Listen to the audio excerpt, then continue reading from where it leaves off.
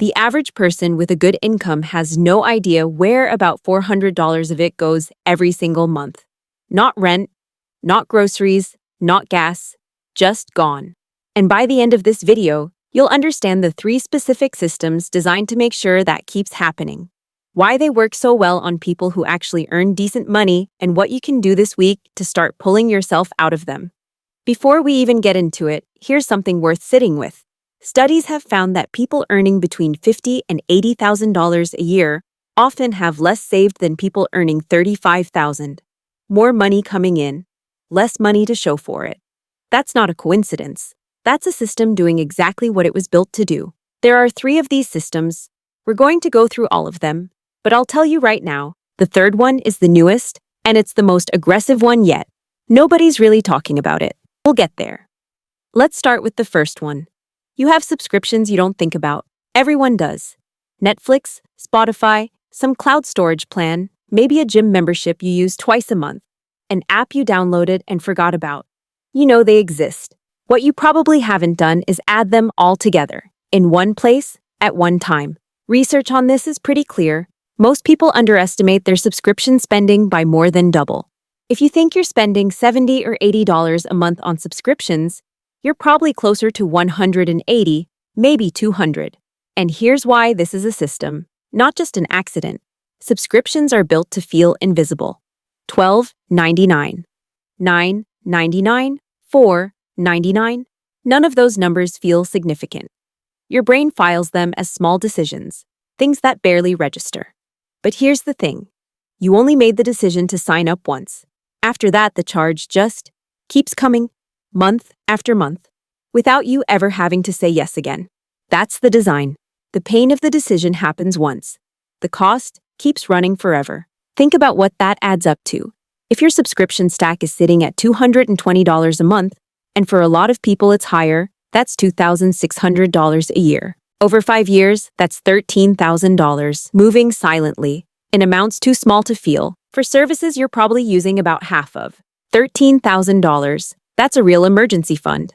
That's an investment account with a head start. That's just gone. Which brings me to system 2. And this one is harder to spot because it doesn't feel like a trap at all. It actually feels like a good deal. Think about the last time you bought something you weren't planning to buy. Not a big thing. Something small, something you saw somewhere, a video, a post, someone showing a product in a way that felt like a genuine recommendation. And a few minutes later, it was in your cart. This is not random.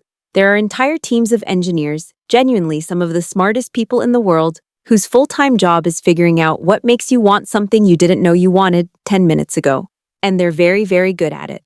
But here's the specific thing they figured out about people with decent incomes. You say yes more easily, not because you're reckless, because when something costs $30 or $40 and that's genuinely manageable for you, your brain doesn't raise a flag. The little bit of friction that would normally pause the decision just isn't there. So the algorithm learns your threshold, and it shows you things that live just under it. Let me put a real face on this. Say you're 23, 24. You're making around $55,000 a year. You're not bad with money. You don't make wild purchases, but you're on your phone a lot like most people your age, and you follow a few creators you actually trust. Over the course of 1 month, you pick up 4 things you saw recommended somewhere. A skincare product, a book, a small kitchen thing, a piece of clothing. Nothing cost more than $40. You don't think of this as a spending pattern. You think of them as 4 separate, reasonable decisions. That's $150 that month. $1,800 over a year. From purchases you didn't plan, in amounts that never triggered a second thought. Now add the fact that the algorithm gets smarter over time. It learns what lands with you. The recommendations get more accurate. The conversion rate goes up. The number goes up with it. But here's the thing. It's not the individual purchases that are the real problem. It's the loop.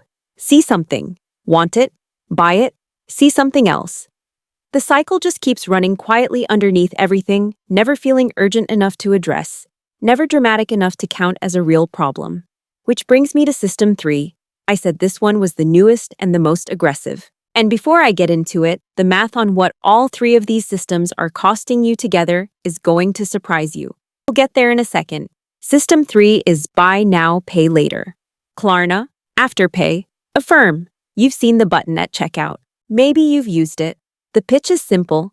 Instead of paying $120 today, pay 4 payments of $30. No interest. Easy. Here's what actually happens in your brain when you see that option. The $120 purchase stops feeling like a $120 purchase. It becomes a $30 purchase. And $30 is nowhere near the threshold where your brain starts questioning whether this is worth it. So you say yes to things you would have hesitated on before. Not bigger things necessarily. Just more things. More often. With almost no friction at all. This is what makes it a system and not just a payment method. Buy now, pay later was designed to reduce the psychological cost of spending while keeping the actual financial cost exactly the same. Nothing gets cheaper. The price is the same. Your perception of it just changes. And it works. Studies have shown that people spend between 10 and 40% more when buy now, pay later is available at checkout compared to paying in full. Same people, same products, just a different button on the page. Now here's the number I mentioned. Let's say your subscription stack is costing you $200 a month that you're not actively tracking. The algorithm loop, the unplanned purchases, is running at around $150 a month. And the buy now, pay later payments from the last few months are adding another $80 a month in ongoing obligations you've already committed to. That's $430 a month, over $5,000 a year, from 3 systems that each feel completely manageable on their own. Now here's the part that actually matters. If that $430 a month went into a basic investment account instead, at a modest historical average return, you're looking at roughly $74,000 in 10 years. Not from a raise, not from a side hustle, not from becoming a different person, just from redirecting money that's currently disappearing into systems built to be invisible. $74,000 is not a small number. That's the difference between having real options in your life and not having them. So before we get into the fixes, let me tell you what this actually is. Because I don't want you leaving this video feeling like the problem is you. These systems are not targeting you because you're bad with money. They're targeting you because you have money. People with decent incomes are the most valuable customers for subscription companies, algorithm-driven platforms, and buy now, pay later services. You earn enough to spend without it hurting. That's the exact profile they're designed for. This isn't a willpower problem. It never was. You can't fight a system you can't see. Now you can see it. So let's talk about what you can actually do. The first thing is the subscription audit. Not from memory, from your actual bank statements. Go back 2 months. Find every single recurring charge. For each one, ask one question. Would I sign up for this today if I didn't already have it? If the answer is no, cancel it right now, not later. Most of the things people keep out of habit, they genuinely wouldn't choose again. That one pass-through can free up $100, $150 a month for a lot of people. The second thing is the 48-hour rule for unplanned purchases. Not deleting apps, not swearing off shopping, just one rule. If you see something you want to buy while you're scrolling, you wait 48 hours before you buy it. The reason this works is because most of the desire disappears on its own.